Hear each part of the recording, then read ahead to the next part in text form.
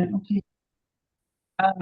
That was a wonderful intro in the sense that it gives me a better sense of the course, and it also fills me with much pride, that this is happening on campus, and in the sense that it's organized and it's you talk about it in class. There are not enough spaces in which we're really talking about what's happening and the impact on our communities, both now and historically. I think there's so much to talk about. So, with that, today's conversation, we're going to talk about some of the work we've been doing and we continue to do, and we're going to go back and forth, and it won't always be seamless because we didn't really fully practice it, but we've done it so many times.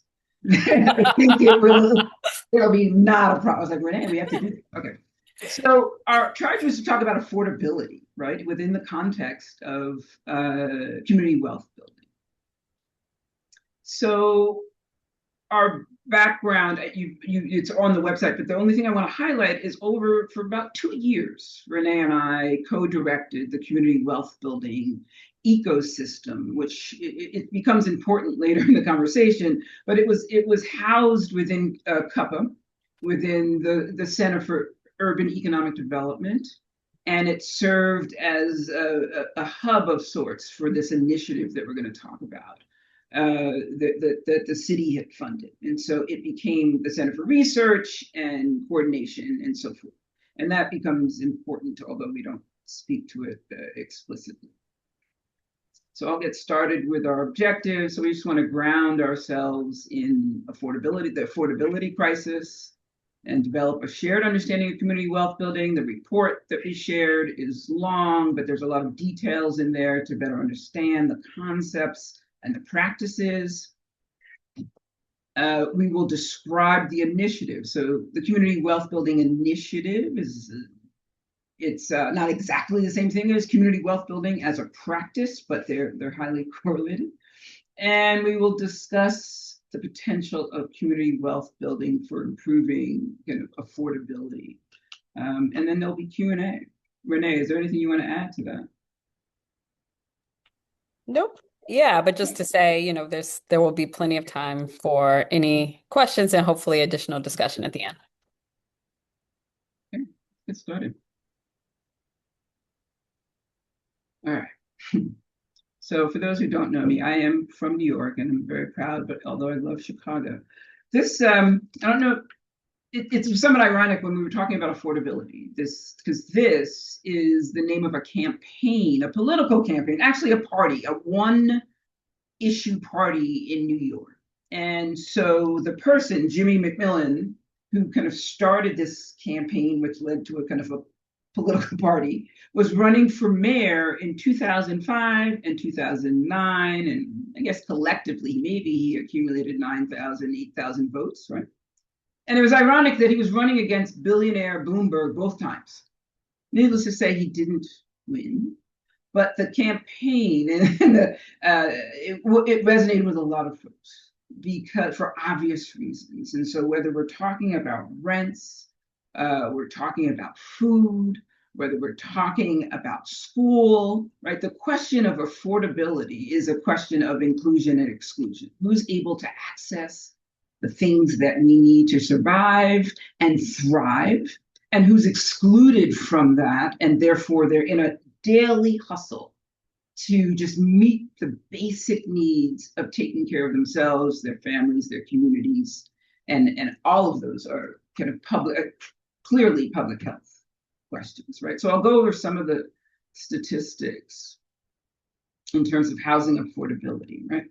So this is just showing that 68% of loans in Chicago went to majority white neighborhoods, right? So when you're trying to buy a home, and we know that once you get a home, it's typically more affordable when you own rather than when you're renting, but we're going to complicate that a little later. But in order to own, you need to get a mortgage. And so in order to get that loan, 68% of those loans went to majority white neighborhoods. 8% went to majority Black neighborhoods, and 8.7% went to majority Latino neighborhoods, right? The last line is 1 in 5 residents experience severe rent burden. So, what is a rent burden? We say rent burden is when you're paying over 30% of your income goes to rent. Severe rent burden is when over half of your income goes to rent. So, 20% or 1 in 5 Chicago residents are it's severe rent burden, right? It's just not affordable. Rent is too damn high. So, this comes directly from the report.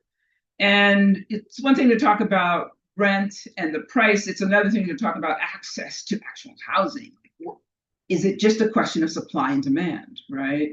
And so in the report, what we started doing is looking at the vacancy rates in Chicago, right? It's looking specifically at property, like who owns it? Is it publicly owned in terms of does the city own it? Is it privately owned? And what really becomes interesting is when it's privately owned, is it somebody in the neighborhood that owns it? Or is it somebody in Chicago, kind of writ large, or outside of Illinois or outside of Chicago, right? Because that changes the kind of policy questions and the policy practices if much of the vacancies are owned by people outside of the neighborhood. Right?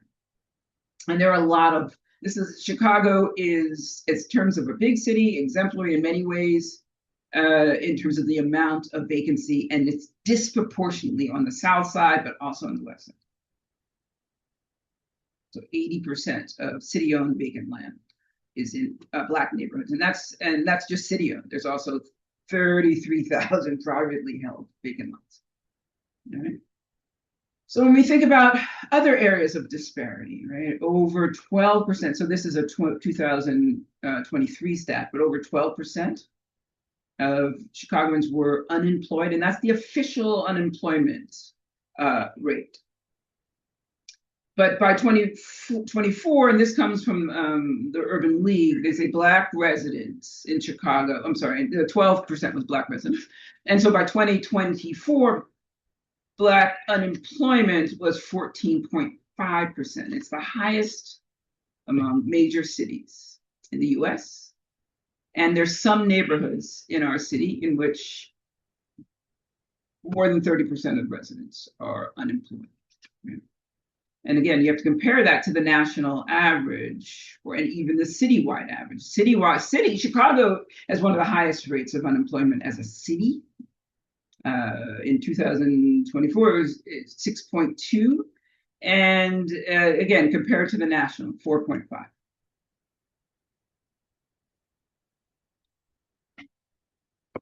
Other things that are important when we're talking about affordability, right? We for good reason, we advocate for a living wage and what that means and how that's distinct from a minimum wage, right?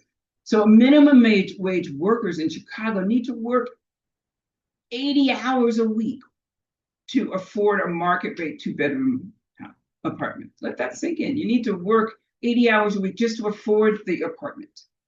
Another huge issue is wage theft. People that actually put in the hours and are doing the work, their employer doesn't pay them for a myriad of reasons, but it's theft in that they can get away with it because some of the folks for whom they're losing their wage, they're maybe undocumented or whatever the issues are that the employer has, that there's asymmetrical power so that the employer can essentially do what they want. And we're talking about $7.6 million a week or $400 million a year, right? And then think about the poverty rate in Chicago. So all of these are issues of helping us understand the landscape in terms of affordability or inaffordability in the city. And then I'm going to turn it over to Renee. She'll pick up here. Right. So, again, just trying to paint a picture, a lot of what the social science and a lot of our discussions, policy discussions, are really rooted around this idea of the wealth gap, right? And the racial wealth gap. And that's not necessarily a bad thing, but, wealth is just one indicator. But, seen here, what we know is that the median net worth of Black families in Chicago is $0 compared to that of white families being upwards of 200,000. And, wealth can mean the difference between being able to navigate a crisis, being able to navigate an unexpected expense, being able to navigate and pay all your bills at the end of the month.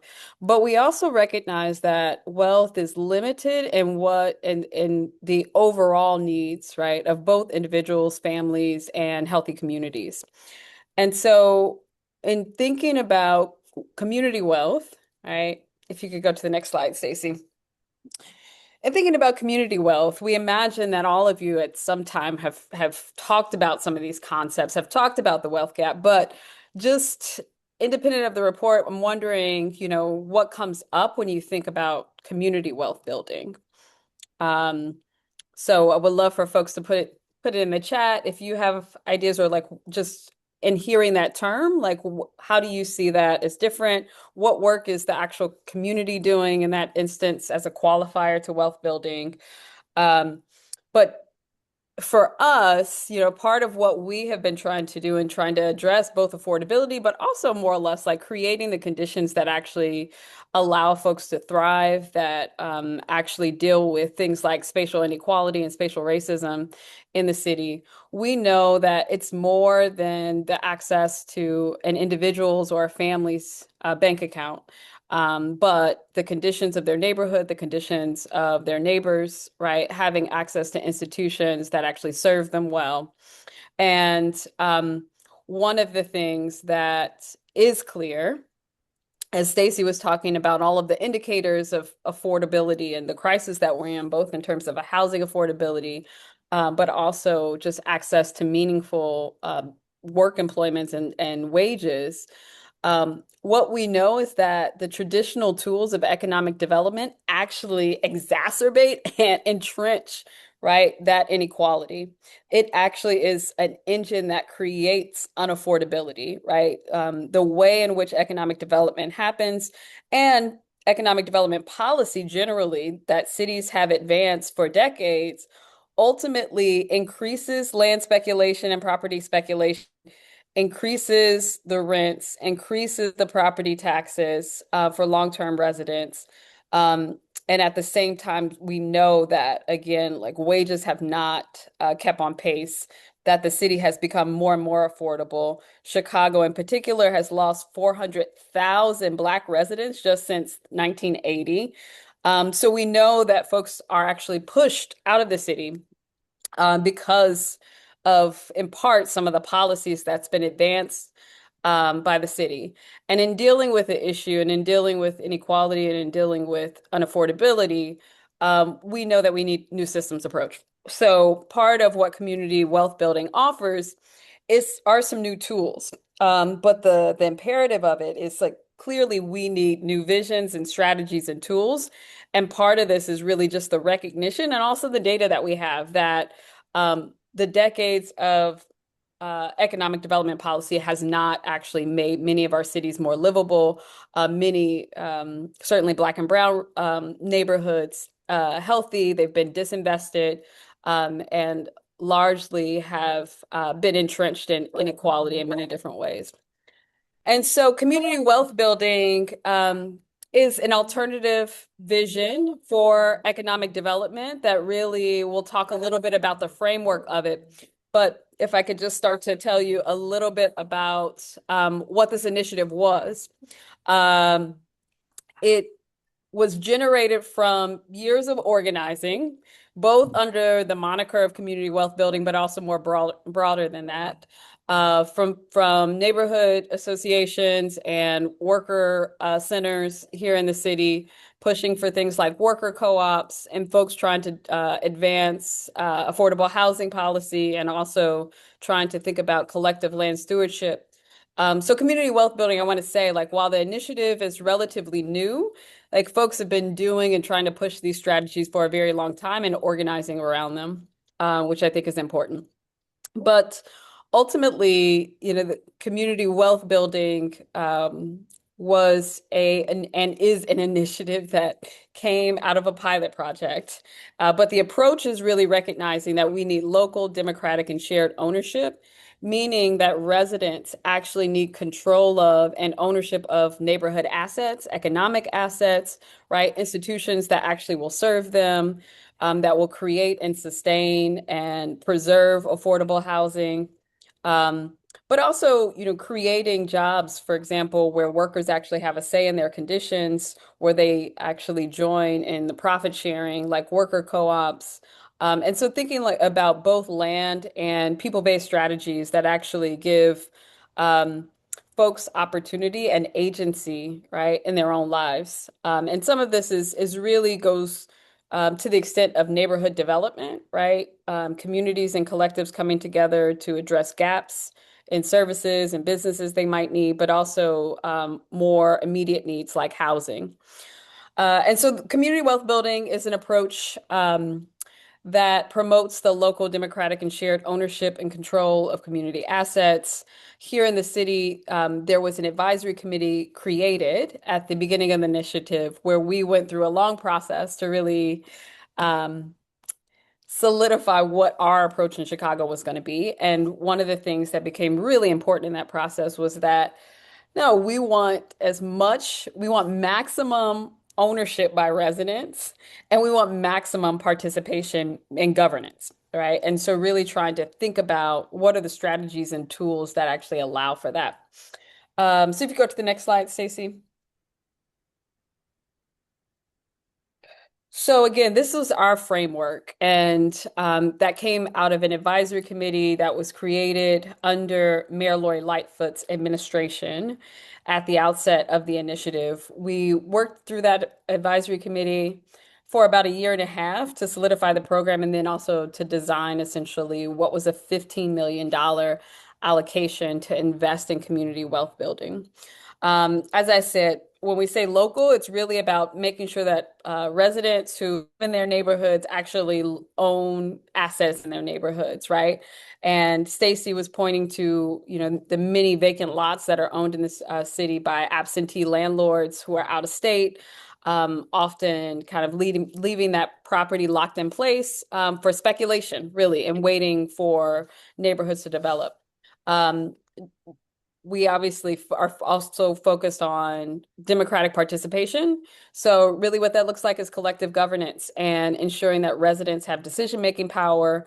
That can be through things like a worker co-op. That can also be things like people's assemblies or community land trusts in which the board representation is going to feature residents to decide how land actually gets stewarded or how affordable housing gets preserved.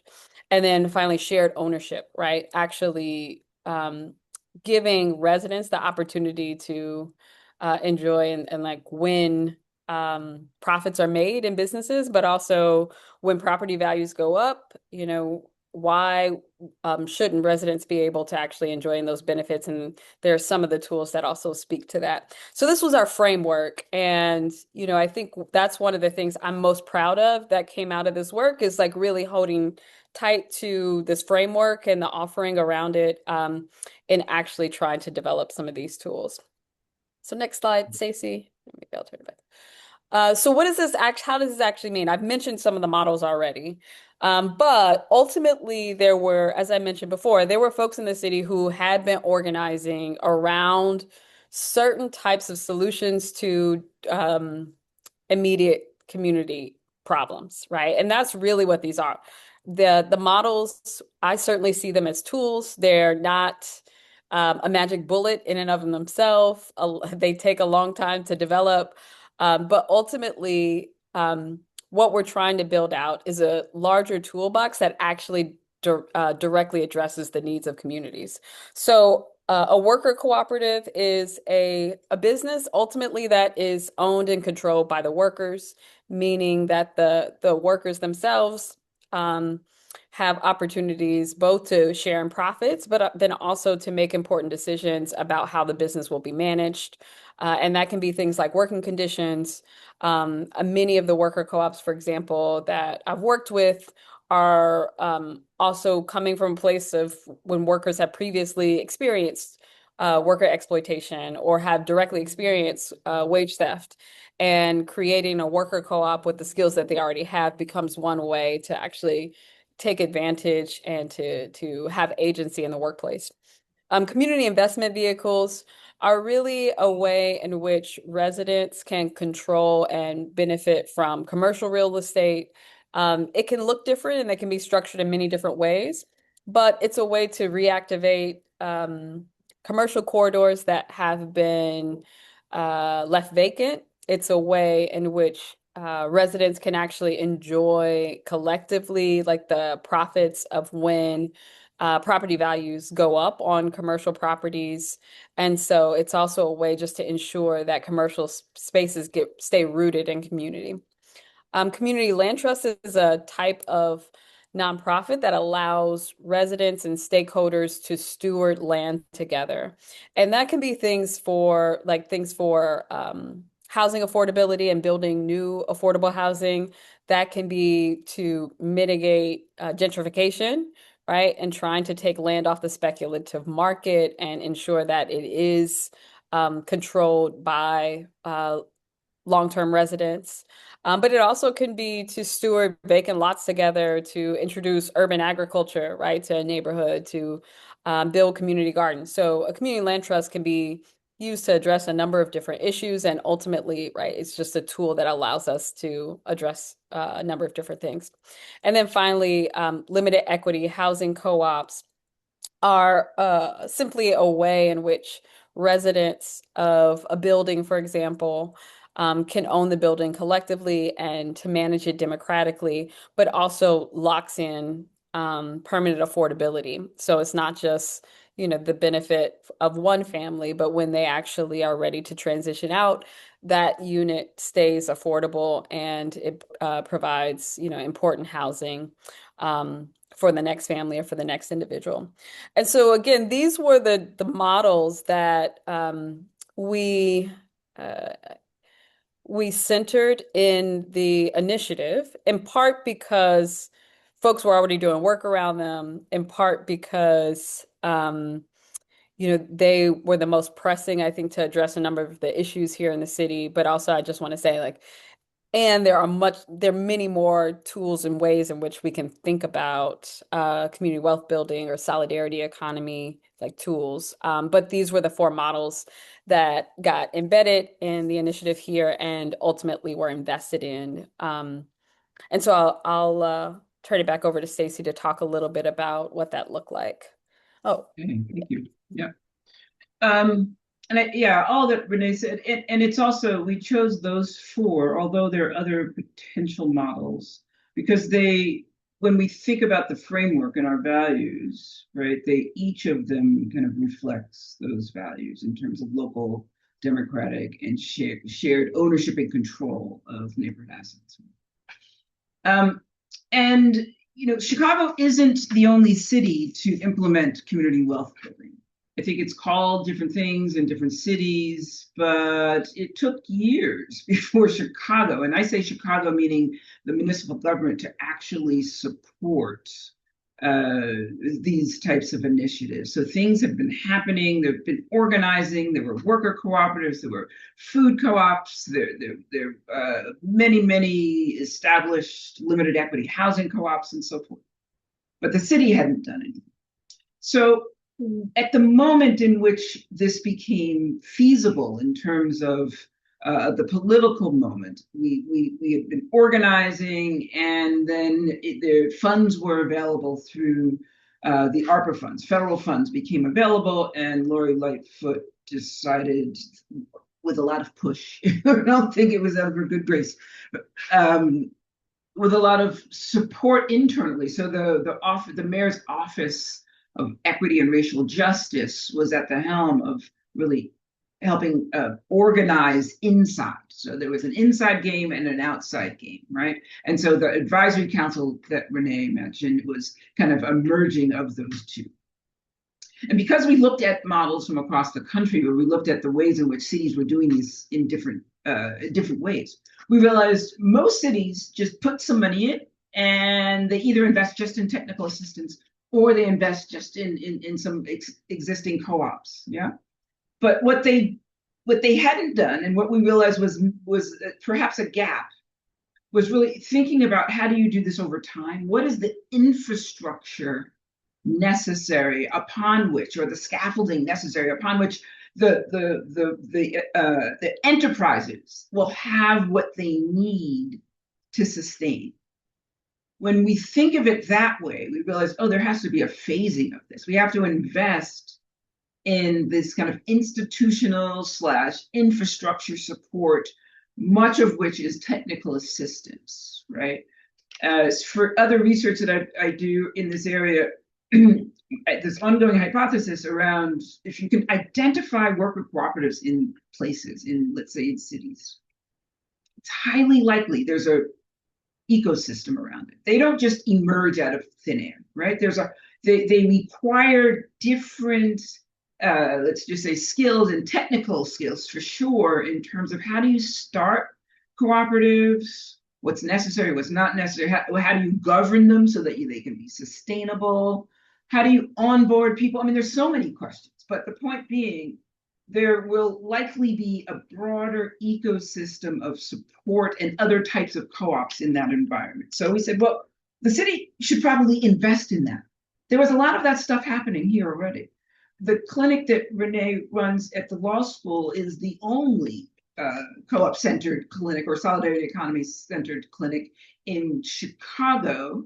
There's some others across the country, but we realized that her clinic perhaps couldn't do all of it. But we need folks that are thinking about, from accounting to how do you actually start a co-op, right? What does co-op development look like?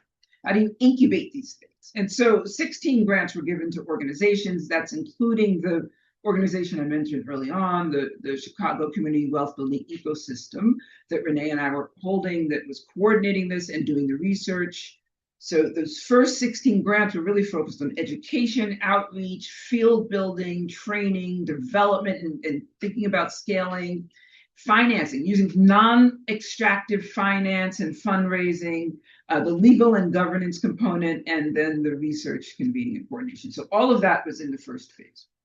But then the city did something that was particularly novel that we hadn't seen in other cities. And this is the advisory council suggesting the city do it, and they accepted it, was invest in pipeline projects. Don't just invest in the projects that we know are already successful.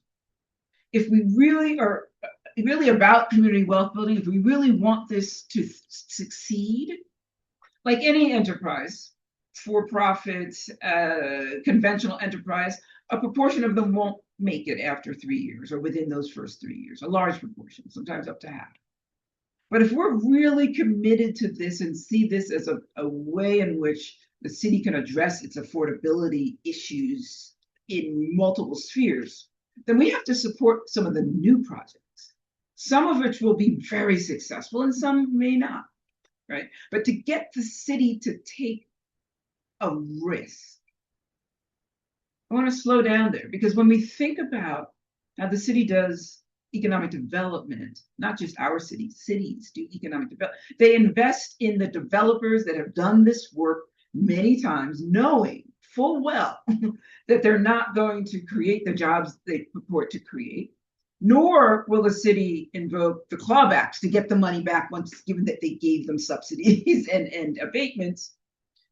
But nevertheless, that's the practice, right? That goes on and on. So what we were asking the city to do is think about it differently. Invest in things you don't, small projects that are in all 4 of the spheres or models that we think are hopeful, that we think could actually, given this technical assistance, could actually thrive, right? And most of those projects were being started by pre-existing co-ops that want to expand or do something different, right? So for example, I'm now trying to think of examples. So for example, there was a group of organizers that had started Justice Cream, which is a vegan ice cream that is far more than ice cream. It's like an organizing tool in which they use ice cream to bring communities together, and 100% of their profits go to various organizations like OCAD and others, right?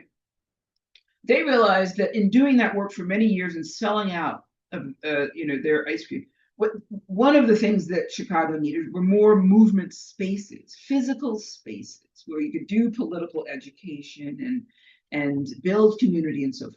So they wanted to start a project, right, and got support for those projects for their new project. So that's just one example. And in that, I think it's important to also hold that these pipeline projects in that nascent stage, what the city was investing is like the planning for these projects, let's say that if it was a physical space, the architectural renderings for these projects, investing in relationship building. Imagine that. The city was, we were able to get some funds to build relationships with other entities in your neighborhood or other neighborhoods so that you can have a stronger network, a stronger ecosystem, and that relationality would allow both projects to succeed, let's say, right? So all of those things were feasible, and you could actually be explicit about it in your proposal and asking for funds for the city. So the city was giving up to $150,000 per project. And then the last phase is currently it's the Shared Equity Investment Program, which is a program for CLTs and limited equity housing co-ops, and then WOW, which is worker ownership and wealth, which is for CIVs and worker cooperatives. So this phasing, and I should say that last phase was for the projects that may have been incubated in phase 2, or maybe they didn't receive a grant, but they're now in the development stage. They're in the stage in which they can get a larger grant to kind of move them over the line. So those were larger grants up to $500,000. So that's the phasing, and the phasing, like Renee said, the framework is something we're really proud of, and this phasing. And there are a number of mistakes we made along the way in terms of perhaps we should have extended the elements of it, but still, we realize that you have to think of it temporally and not just invest in everything at the same time, because it just may not work.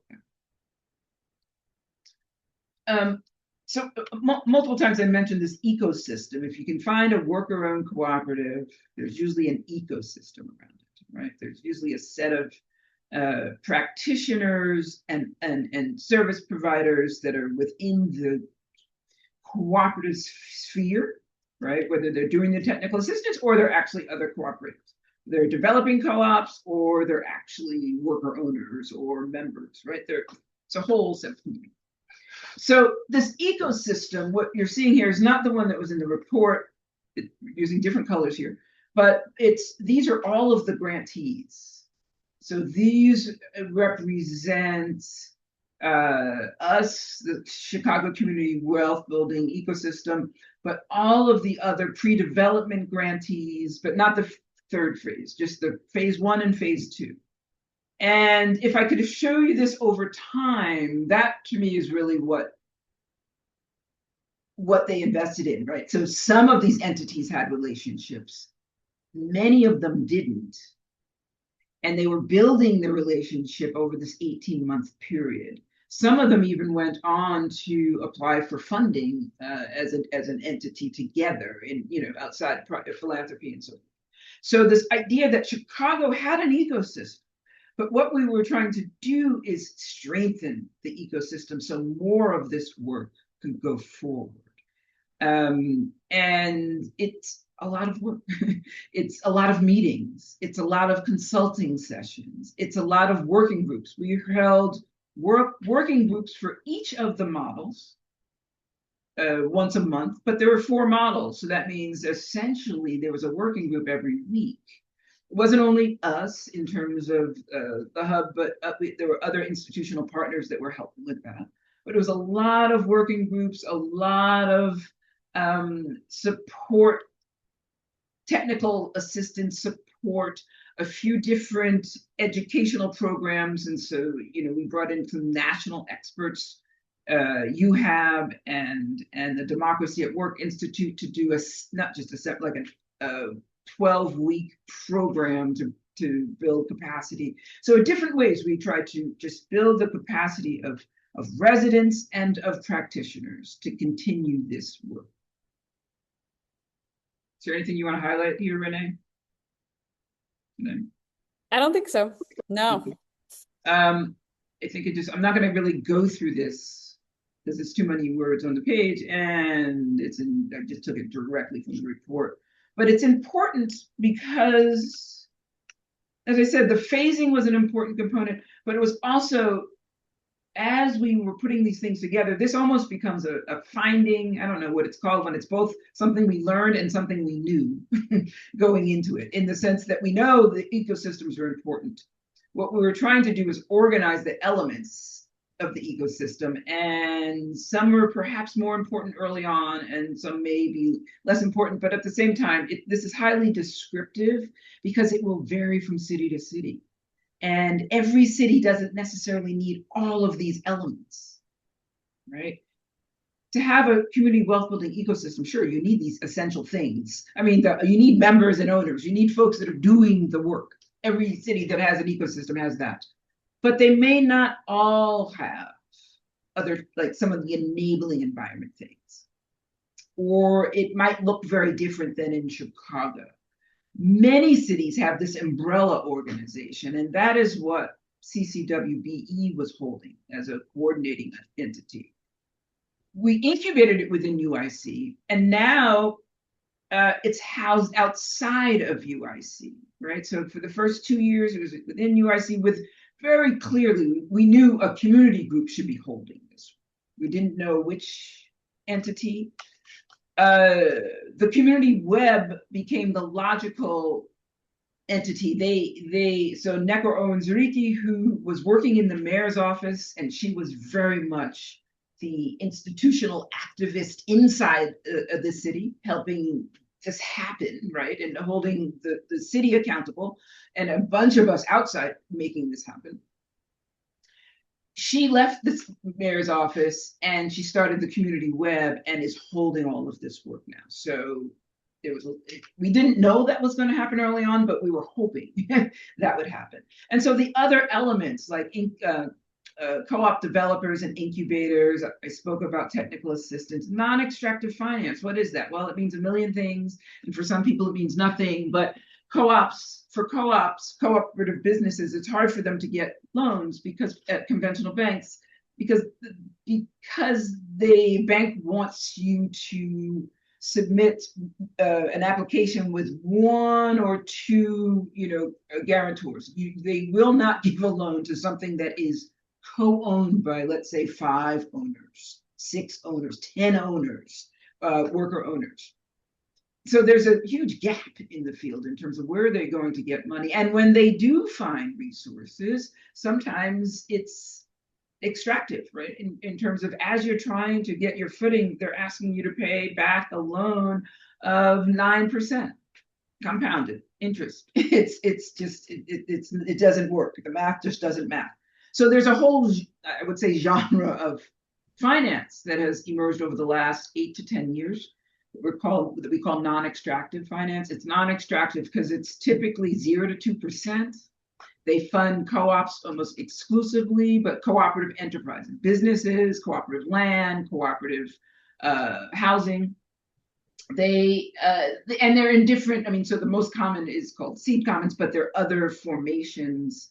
And the point is nationally to build the infrastructure to support these enterprises. So I'm not going to go through all of this. Of course, we believe we should have research and documenting this, and so forth. I think you pick up here, Renee. What have we learned? Okay, so what have we learned? And I'm also keeping track of some of the chat, which I think I definitely want to come back to some things that folks put in the chat. But so just as Stacey said, Stacey and I through CUPPA, essentially through the CCDE, part of what we were holding was actually some of the research in the pilot program. And so part of that was coming over lots of reports and outcomes, and also taking what we had learned from working groups and conversations with folks, and actual interviews with the grantees, the actual projects, as well as the folks who are providing technical assistance. And so these were some of our major findings that we wanted to share. So can you go to the next slide, Stacey?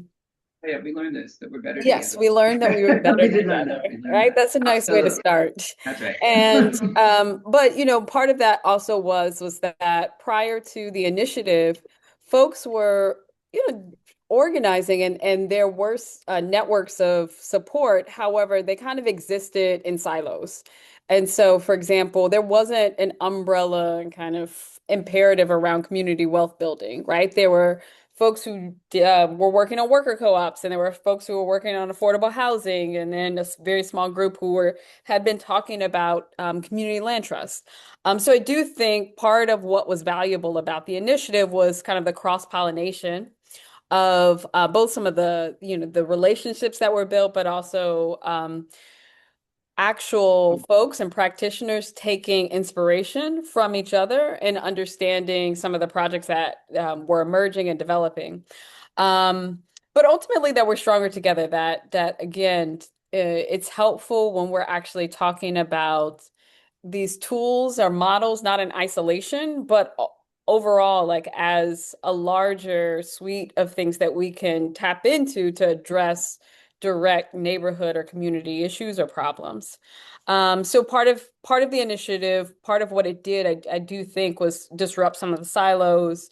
There were both very specific conversations that got into the weeds, but then also folks were in rooms together, kind of talking about our larger vision for Chicago and what are some things that actually get us there. Education was a huge part of what came out of the initiative. And I mean that in the sense that many of the technical assistance providers were providing community education, workshops. Part of it was grounding folks in and kind of also awareness for folks who are already politically active around some of these tools. And so there was a lot of education, both in introducing new folks and trying to provide on-ramps for residents or for potential collectives. But then also a lot of the grantees also use some of the funding to do continuous education or skill building. Um, as Stacey said, she spoke a little bit to the need for non-extractive financing and the fact that that's something that is developing and also there's still additional need there.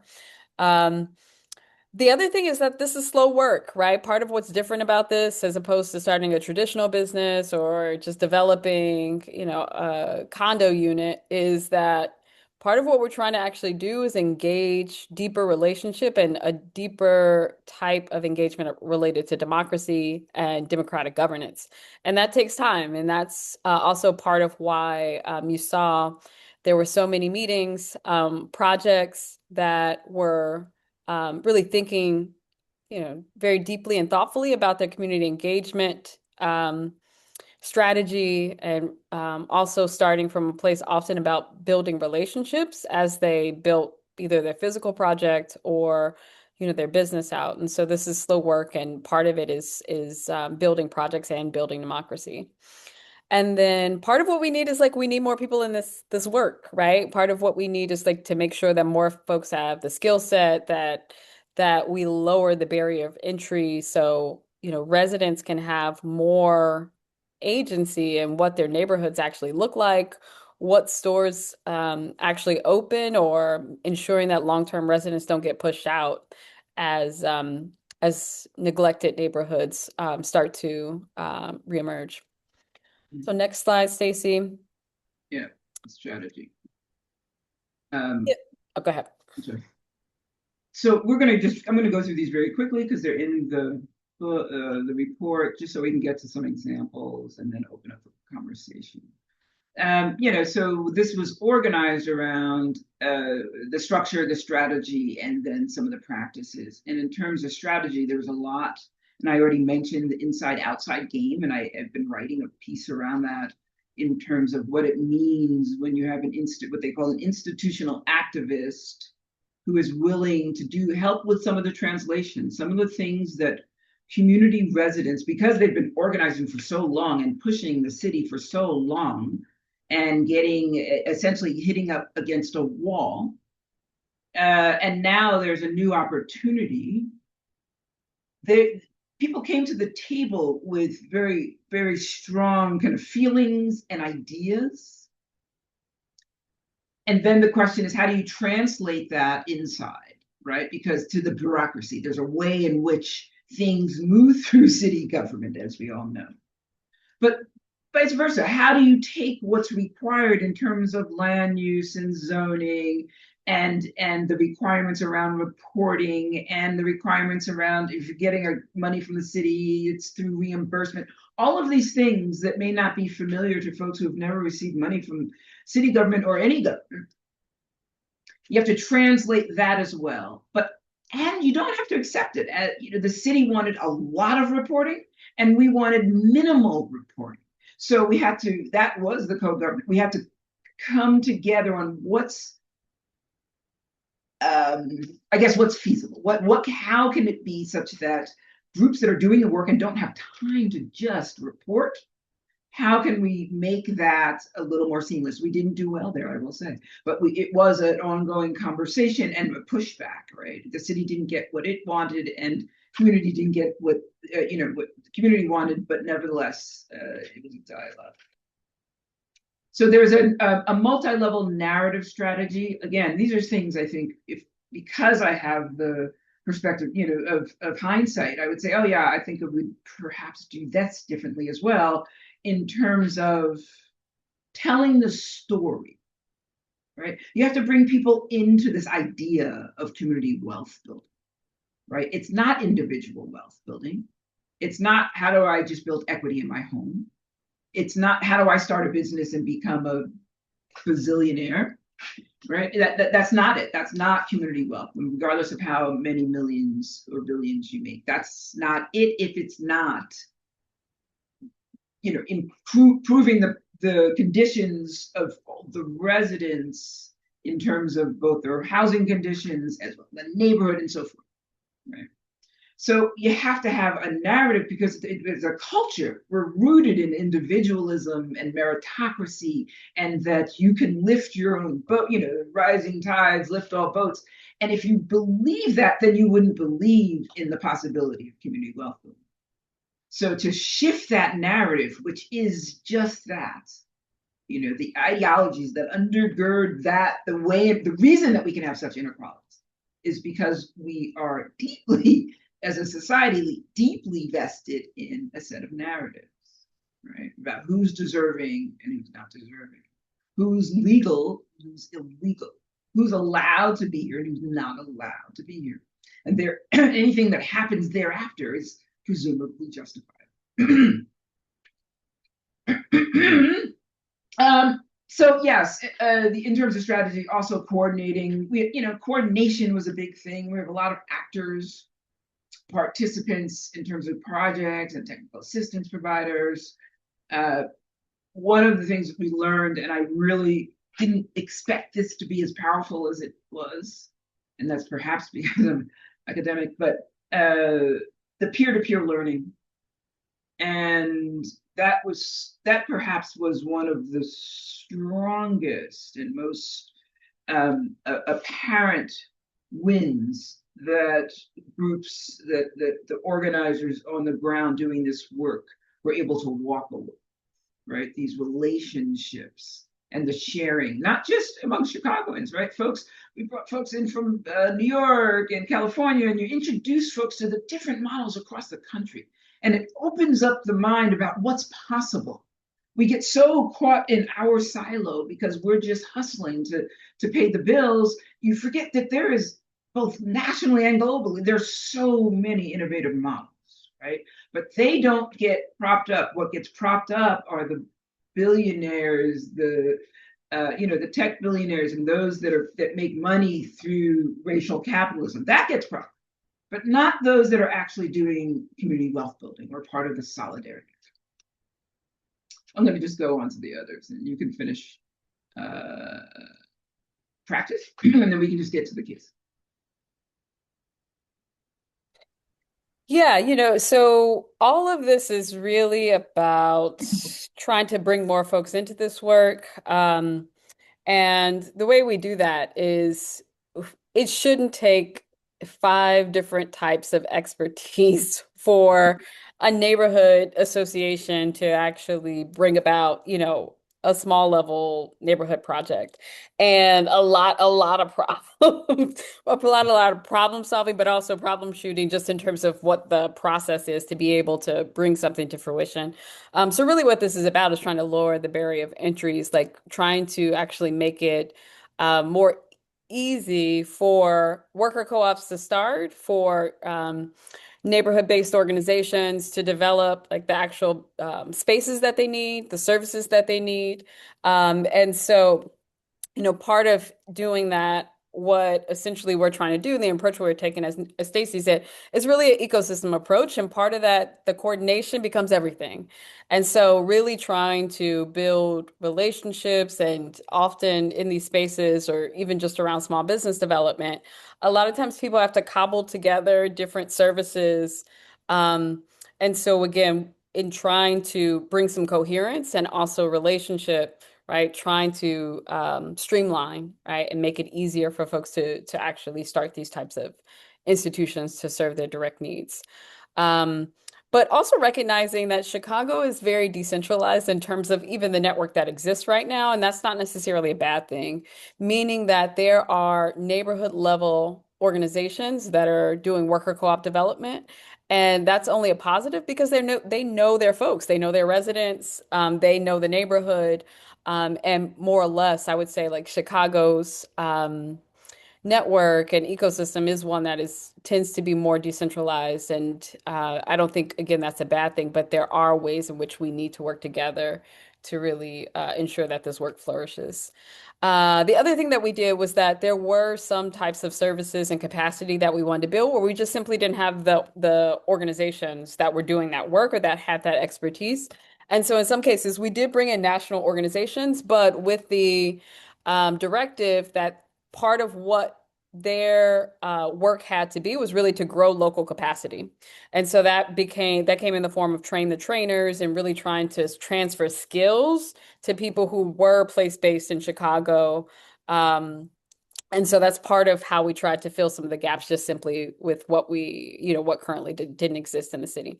And then finally, one of the things that was really clear and always clear to me in actually doing this work is that this is iterative. It's not linear. It's not going to work the same way for each project. There certainly are things that we can do to better understand the process and make it easier for the next project to get off the ground and to flourish. However, it's iterative for a reason, right? There are folks who have different, maybe slightly different issues that they're trying to address or different ways. And we should honor that. And so just knowing that, we continue to this work continues to grow and develop as we learn and that there are always, ways to adapt. So if you want to go to the next slide, Stacey, I think we can get. Maybe we should do a time check because we have these two cases. I just want to see how much time we have. Yeah, we're good on time, and we'll also, Nancy and Caesar will help pull some of the questions out for you and to Okay. facilitate that Q&A. Okay. So we just have these two. Renee, we'll start with LCDC, Chicago models, and then I think that's it. Yeah, so Lifting Lawndale, or in other words, the LCDC Co-op, which stands for the Lawndale Christian Development Centers. Essentially, they have been incubating a place-based cooperative project called Lifting Lawndale, which really the vision and, even in terms of where they're at right now in their process is a network of cooperatives trying to directly address the needs of North Lawndale residents in a couple of ways. Like, so some of it in the vision initially included or includes at least five worker cooperatives, new worker co-op businesses based in Lawndale, two of which that have been started or launched. One is the Chicago Chocolate Rebellion, which is a chocolate making business, and they've, I think, been operating since last year. And I've had a chance to try some of their chocolate. It's really good. So if you ever get the chance to get some of their chocolate, definitely do that. And then also they have been working on launching a construction cooperative. Some of the other businesses are around health, for example, around printing. But part of what they're trying to think about is like not only developing worker co-ops to ensure that there are many more opportunities for meaningful work, but also to again address some of the direct needs that folks have. Specifically with their chocolate business, they're thinking about the history of the chocolate industry, which is very exploitative and really traces back to the continent of Africa, a couple of places in which the cocoa beans actually come from. Um, Very rarely any semblance of fair trade. I actually just was using chocolate as an industry to talk to my students about capitalism, the ills of capitalism and corporate exploitation in the third world. But you know, that's part of it's baked into their business model. And then also with the construction co-op, a part of what LCDC does is they build affordable housing. And so this construction co-op in part will be able to take advantage, I imagine, of some of the work, but also just the recognition that we need many, many more affordable housing units in the city of Chicago. I was mentioning to Stacey while we were prepping for this, Chicago needs to create 300,000 more affordable housing units just to actually address like the lack of supply right now. And so, you know, part of what they're thinking in their business plan is how do we actually address those direct needs of community? So again, I think that LCDC or Lifting Lawndale is a great example of a place-based cooperative where they're looking at the direct needs of the North Lawndale neighborhood, and in part they're incubating worker co-ops to directly address them.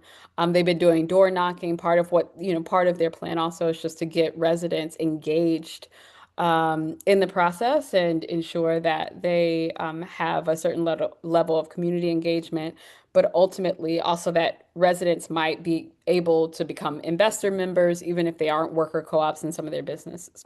So as you can see here, some of their objectives are to organize North Lawndale residents, to form cooperative businesses, encourage co-op ownership. So they've been doing a lot of workshops and community education around it, and with the goal of becoming self-sustained, right? And also to create a network of cooperatives that can support each other, both financially and also in terms of, you know, some of the industries. So I'll pass it to Stacey. Okay, so we're about to wrap up. I'm just going to tell you another example of in Chicago, and I wasn't sure if I should frame it around volts or upside down, but people have heard of, let me actually go to this slide. Many people have heard of Shy Fresh Kitchen. It's a nationally known worker cooperative in Chicago that is very successful. It started during the pandemic, and it was started by 5 formerly incarcerated or justice impacted Black women, and a woman who moved to Chicago to help do co-op development, right, and provide some of those trainings. Working with a local Chicago organizer, they were able to get folks interested in this idea of co-ops. As we know, when you're returning home, you two things really you find really challenging: getting work if you've been justice impacted, and finding housing, right? So the organizer and the co-op developer really encouraged folks that may be interested to think about, let's think about different opportunities. They looked at logistics, they looked at food. Food made a lot of sense. It was the beginning of the pandemic, and their model was preparing hot food and selling it to institutions like YMCA or some of the schools. And they started in the hatchery and just kind of took off. The building, the pink building on the left, that is their building on the south side. They were able to purchase their building within a year and a half. They are already profitable, I think revenue of $2-3 million area. The worker owners, the number has increased from 5 to, I'm not sure, I think it's 8, but they're not all worker owners yet. But the 5 worker owners are earning $30 an hour, something like that, right?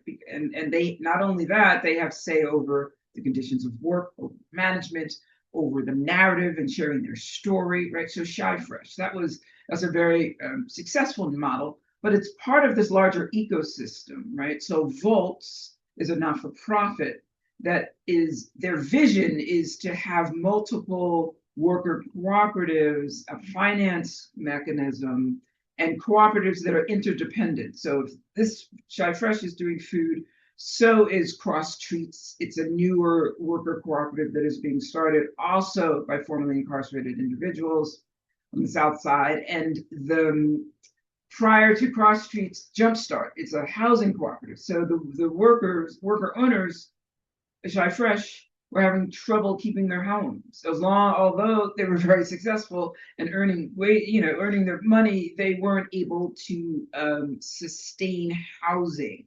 So they started a housing co-op. And the first one was 3 units. The second is either 6 or 9 units, right? Then Cross Streets was started. And then the Handlers, which is another co-op that's in the property management and construction and so forth. So they address the needs of the housing co-op, but they also serve the outside market, right? So this whole interplay, and I'll show you how that all plays out in space. So this would be Volts and their various building, projects. So this is a housing co-op here, and then another. This is on Michigan. That's Jumpstart Housing. Both of those are Jumpstart Housing. The Handlers Co-op and is within the Volts office, but there's also the Shy Fresh building, and then the Cross Streets building. I don't know if they've closed on it, but I think they have. I don't know what Avalon Exchange is. I think that is the non-extractive finance component that they're working out. I already spoke to this, but this was also, both of these were part of the Community Wealth Building Initiative in terms of receiving funding in the pre-development stage as they were trying to start Jumpstart, or the Pilsen Housing Cooperative, right? That whole planning stage needs resources. Do you want to speak to the Community Land Trust, and then we can turn it over for questions? Yeah. So just quickly, so this was one of the community land trust startups that got funded through the initiative, Turning Red Lines Green, which essentially was a consortium project by the Street Vendors Association, SFAC, and CCTC, which is a food co-op. And part of the idea, they have, I think, acquired a full city block. And they have essentially a development plan. These are actually the renderings where they will have a commercial kitchen that street vendors can use, a way in which they can continue to sell, their food through the winter time. They'll have a green space to actually grow produce. And so it was really designed, right? Keeping in mind like the needs of street vendors and also with the eye to incubate more food co-ops and ensure that this space stays controlled by, right, both street vendors and cooperative owned businesses. So that's one of the ideas, and essentially all of the property that's on the block is put into a community land trust, which is a nonprofit organization, but with the idea to ensure that it's held kind of in trust to for that purpose, like in perpetuity, right? It doesn't get sold off, or even if one of the co-op businesses may not make it, or the food businesses may not make it, that space then becomes available for a new worker co-op food business that's in relationship with the Street Vendors Association. And then I think One of there's, the sorry, go ahead. I was just going to say an interesting tidbit is across the street from CCTC, which exists currently, it's up in, is the space that LCDC has, and it will be the new space for the chocolate co-op. So I don't have an image of it, but it's directly across the street. Oh, there's one more slide. Yeah. Yeah, so then we just wanted to kind of give you all an example of each of each of the models. And so EG Wood is a community investment vehicle in Inglewood. And essentially it's a large commercial space that's has several small businesses in it and partially owned by the entrepreneurs themselves, right? And so an example of the way in which commercial spaces can continue to be held by local residents, in this case, the entrepreneurs. But also, to a certain extent, the idea being that the entrepreneurs are essentially stewarding the building itself together and have more control and ensuring that their commercial rent is stabilized. So I think that's most of maybe the last slide. Yeah. So some of the outcomes, right, that I think that this work and these types of tools and this approach around community wealth building actually bring, like what we're trying to do is generate community power, right? And the self-determination of residents and collectives that are based in community and in neighborhoods, stabilizing neighborhoods, right? To stave off things like gentrification, but also ensure that small community-based businesses can thrive. Really trying to think about community wealth differently. As Stacey said, again, this is not necessarily that we're trying to make a couple of residents richer with some business idea, but really trying to think about holistically, like what are the different things that we need to create healthy neighborhoods and ensure that residents can thrive. Um, and also we, recognizing that in many instances, particularly with worker co-ops, like part of, we want those businesses to be successful. Um, but taking into account like how we network some of these institutions and organizations with other institutions around related to community health, which I see one of the questions is I think ties in nicely, and we can talk a little bit more about that. Um, and, again, so much of, I would say, a lot of the worker co-ops here in Chicago really are trying to address worker conditions and also, wages in a real way and providing stable work.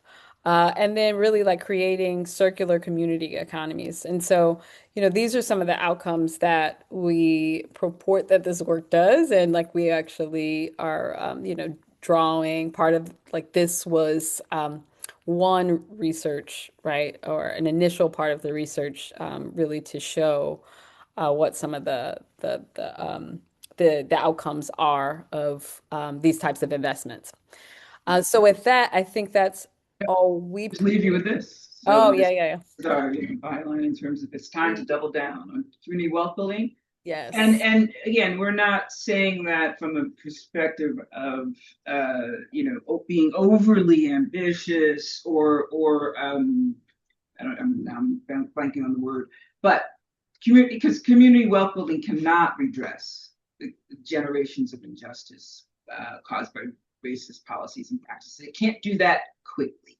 That takes time, as you know.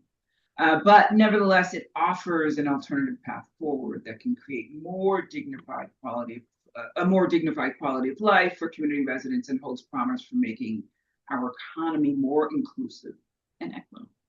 So, Q&A. Thank you so much for this. This is really wonderful.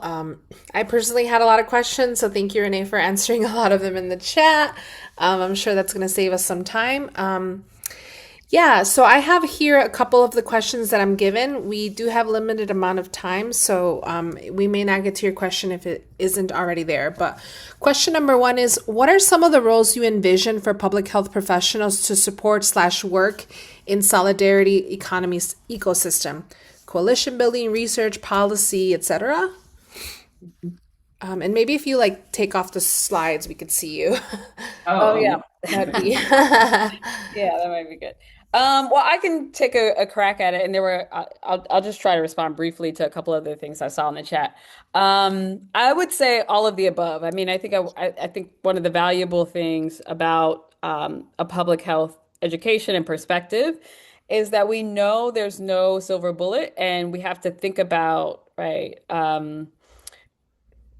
people and neighborhoods, right, holistically. And so much of what's really frustrating to me about being a lawyer is that uh, I will also introduce the puffy Jenny. But one of the things that's really necessary is like to take a holistic approach. And I think community wealth building offers a way for us to start to think about that, not only in building community economies, but really trying to increase agency and trying to ensure that we're developing institutions that allow for residents to have more participation and more say in what happens in their direct lives. And so, both in kind of building the institutions that directly serve people's needs, ensuring that they control them. That ultimately is, I think, the best of what this work is, of what community wealth building is. And, I've said to Stacey sometimes in this project, like our provocation is like, what does it look like? What does it look like for us to build permanently organized communities? And meaning that, the systems of government are far removed and never going to directly serve those who aren't affluent and in power. And so some of this is about power building, but a lot of this is about giving, regular folks, our folks, agency and the tools to shape and control their own lives. And so I think so much of this is about agency. And then the last thing I'll say, just from a response to that question, so the community wealth building was not a part of Invest Southwest, which was an initiative of Lori Lightfoot for the city to invest in some large scale development on the southwestern sides, with the idea being that the development itself would benefit those residents in part because those neighborhoods had been, neglected for so long and rarely receive investment. But what we do know, those large scale investment, part of the Invest Southwest was also just about, working with more minority contractors, which also whom also can exploit workers and don't necessarily bring about any additional, benefits to the actual residents. So community wealth building in many respects was, I would say, the progressive alter ego to Invest